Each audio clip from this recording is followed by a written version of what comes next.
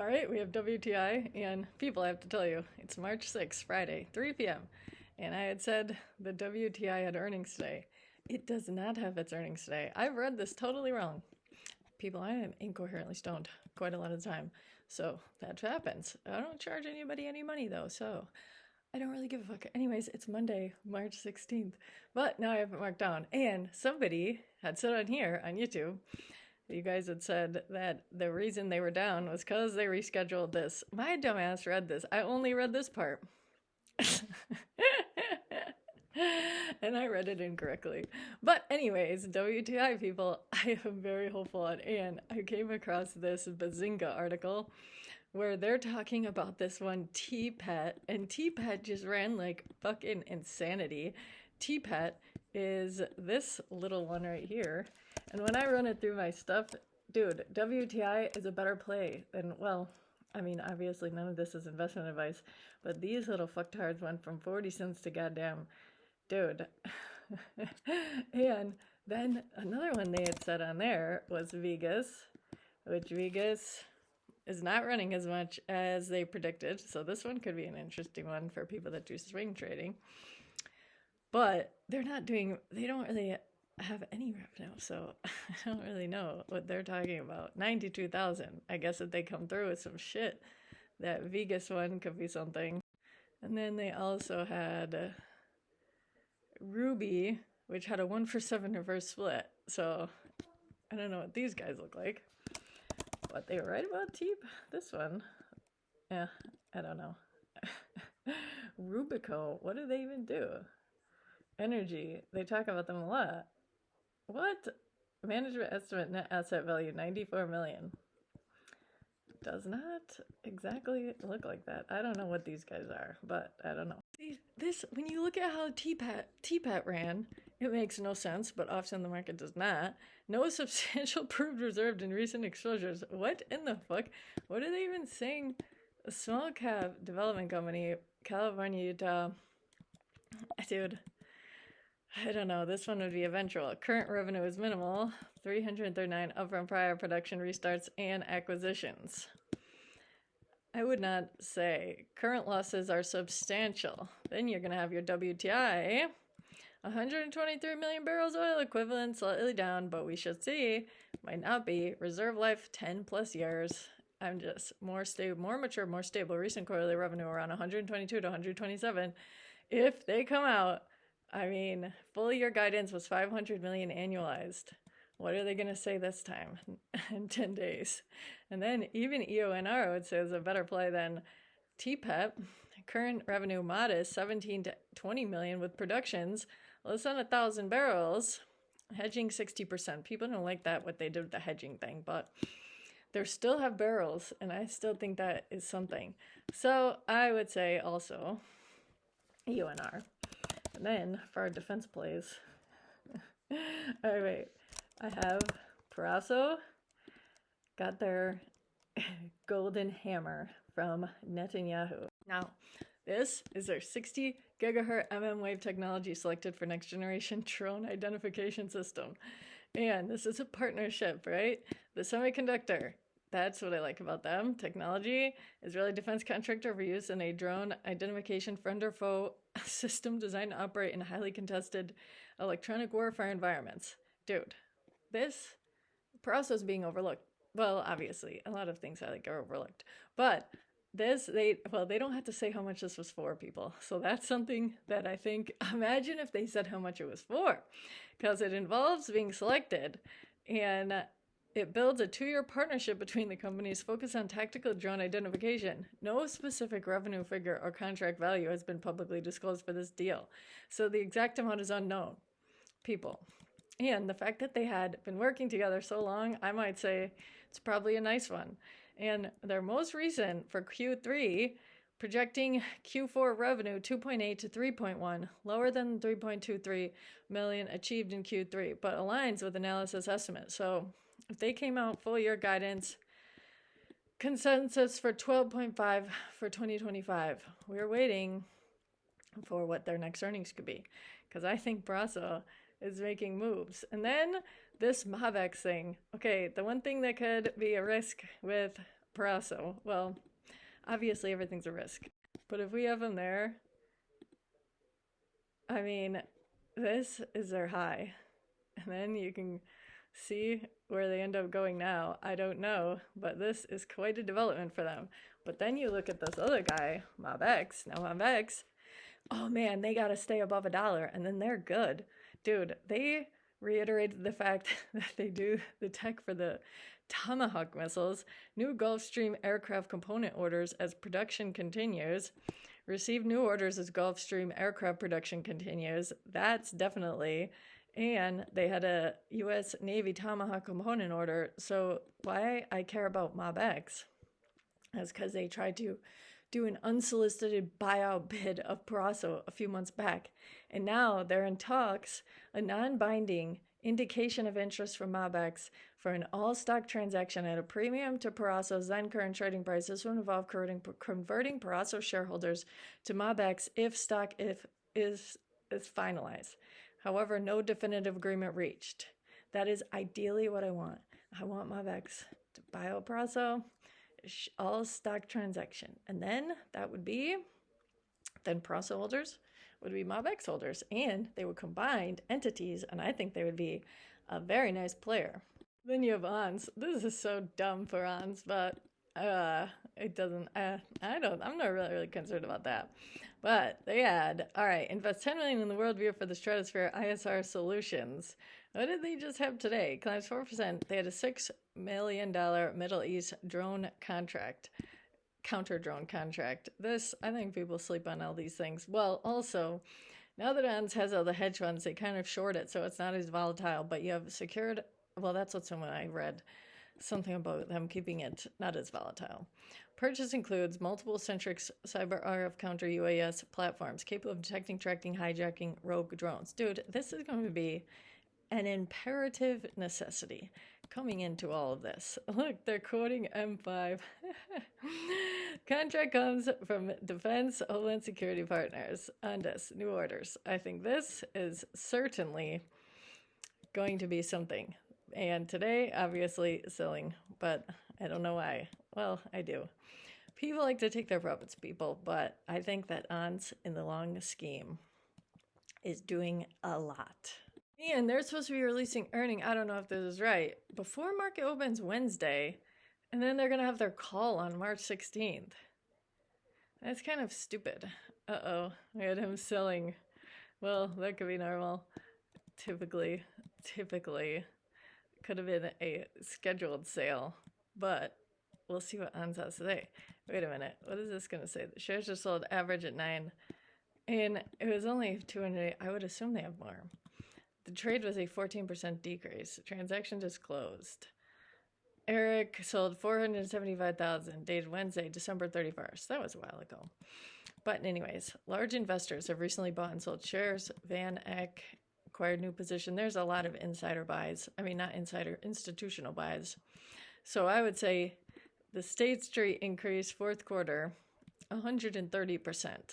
That is certainly bullish. But we'll see in next week what ONS is going to come out with for their earnings. My other favorite drone play, umac, making the drone components. Actually, they're a drone component reseller, but they are on goal to make their own components. And Don Jr. on the board of these ones. I want to see how high umac goes. Arcat's obviously a nice one too. I'm not in Arcat right now, but they definitely do have their ups and downs. A volatile drone play right there. And then XTIA. People, this XTIA, I'm very hopeful on them. A little bit down today, but they're coming off a shoot. I am not sure when, because they have this nerd drone revenue they're going to be having now, and this is saying estimated earning around April 14th. Others saying May 18th. That would be regarding drone nerds. The required subsidiary. They're going to say drone nerds generated, they don't know, a little less than 100 million in 2024 and 55 million the first half 2025 pre-acquisition.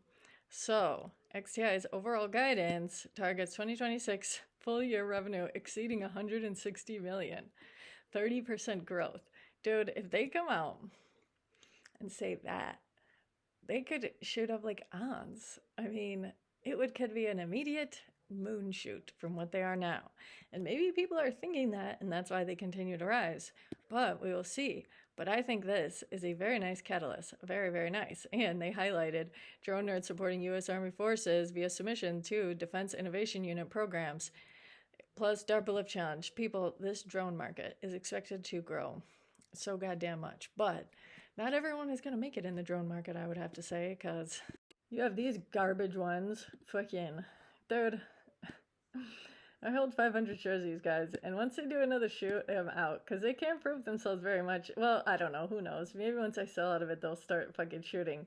But they also do the agriculture drones, which agriculture drones are going to be another thing, but right now, defense drones are obviously overshadowing agriculture drones. Speaking of potential drone market, you have buru, which, my sweet love buru, people, I think it's going to come back. I do indeed. I really do. They're formalizing this Techni, remember, 80-20 joint venture. The only sales that Techni's keeping themselves is the Italian sales. And they have a dual-use defense and security platform company focused on non-kinetic effects, directed energy technologies, electronic warfare. Today announced its wholly owned subsidiary, New Buru, together with Techni, has executed a strategic cooperation agreement with Engineering Bureau, Barrel, an established Ukrainian industrial company currently producing and supplying vehicles to Ukrainian military forces to support structured deployment of the Techni Gralian platform with Ukraine. Techni has already delivered multiple Gralian vehicles to Ukraine, to the State of Emergency Service of Ukraine for demining operations. These vehicles are operational in country. No additional deliveries are contemplated under the Civil Emergency Framework. People, this could be quite exciting. I mean, that's revenue. Once Buru starts pulling in this revenue, no one can deny it. They're saying the phase 1, potential revenue, 5 to 10 annual revenue target. Phase 2, 30 to 50. Phase 3, 80 to 120 million annual revenue target. Buru, they have a little ways to go. But I think these types of programs is exactly what we are looking at. And Techni retains sole design authority and IP ownership over the Gralian platform. All binding commercial proposals require joint technical and financial approval. I think this is going to be nice. Then you have optt really pissing me off. Really what pisses me off is Anduril in general. Because I think they should really say something about optt. They're going to have their earnings March 17th. Oh man. Man, oh man. Every single time.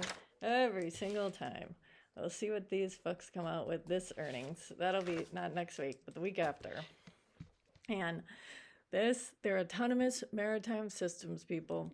They do indeed have these throughout the Middle East, but they can't say because their one partner is unnamed, and then even the deal itself is secretive, national security, but they are persistent maritime domain awareness and offshore infrastructure protection, becoming increasingly critical as geopolitical tensions place key trade routes. And the partnership with Anduril for the buoys off of San Diego. That, I think, is going to lead to something wonderful eventually. But you have Kraken, and right around November. In November is when they announced their Anduril partnership, and then look at how they went up. So, Kraken's a nice one too. I might even just say Kraken. But Kraken does very well. But I'm hoping, see, they're saying the same thing. Announces signing of strategic acquisition to expand global maritime capabilities. Who did they do that with? They bought some company. I remember this. I briefly saw this. What was it? Covely. That is definitely something. The more underwater things happening, the better optt can do. Because what is this one? This one's doing, I don't think they are imaging, Chelsea Technologies. Because optt could have these, has a patent for the charging stations that these and launch pads that drones can launch off. Red Cat's teal drones launch off. So Red Cat and optt, in my mind, they go together. But anyways, those would be, and my mram. They're on terrible low, people. Terrible low. And their earnings. You know what? Here are some things that I find problematic. Well, they do sit on $45 million of cash. No debt. I don't find that problematic. But This fucking dude, the CEO, he's like a riddle talker. He doesn't want to say the full guidance for the full year. That would help if he said how much money you're going to make for the full year, because he said guidance for quarter one is going to be 14 to 15 million. No full year. And he also never gives a number of the backlog, how much the backlog is. He just uses different things like heavy or healthy or, I don't know, growing. And then they try to decipher it, which I don't really appreciate that. But I do think they have potential, people. I do. I really do. Leading developer. They have their, including the completion of full production qualification for its 64 MB mram and the expansion of the family to a new 256 MB density. All of this is, and it's expected to complete production qualification in May 2026, and a new 256 MB scheduled to complete full production qualification in July 2026, with volume availability expected in the second half.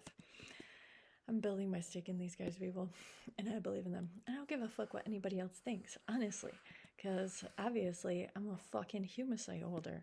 So if shit I like isn't doing what I want it to, I can wait.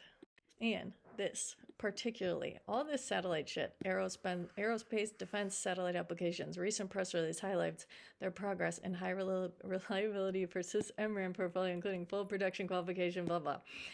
And I think that'll be big. Increased defense and satellite spending driven by DoD priorities, geopolitical tensions, expanded space program. The MRAM inherently radiation tolerant with independent testing showing zero hard errors. That is definitely something. Ideal for satellites, especially LEO constellations projected to reach tens of thousands by 2030, where cosmic rays pose constant risk. Potential? No, constant. Everspin. Strong demand and design wins, specifically in the LEO satellite market. If you like space, then I think you should like MRAM. I mean, personally, I don't give a fuck, but I think it will. Watch it fucking go. And then, once my shit goes, I'll just make videos and tell everyone to fuck themselves, honestly. What the fuck do I care? Boom, commercial and government satellite deployments. Estimates, 70,000 satellites over the next 5 years. Get the fuck out of here. Fucks. And my fucking humusite will go too. Because you know what else Israel did? Israel was the reason Paraso rose. And I think that humusite's eventual rise is going to make Paraso's rise today look like tiddlywink fucking children's monopoly money. That's what I fucking think. Once these motherfuckers buy their goddamn motherfucking humusite, universally implanted, bioengineered human tissues, commercial scale, announced plans to file marketing and authorization application MA with the Israeli Ministry of Health for the approval of the acellular tissue engineered vessel at the request of their fucking surgeons. So that's what I say. And when was that? January 5th? What is today? That was just about 3 months ago. 90 motherfucking days. Would we have another 120? That's another month. By fucking April. By my fucking birthday.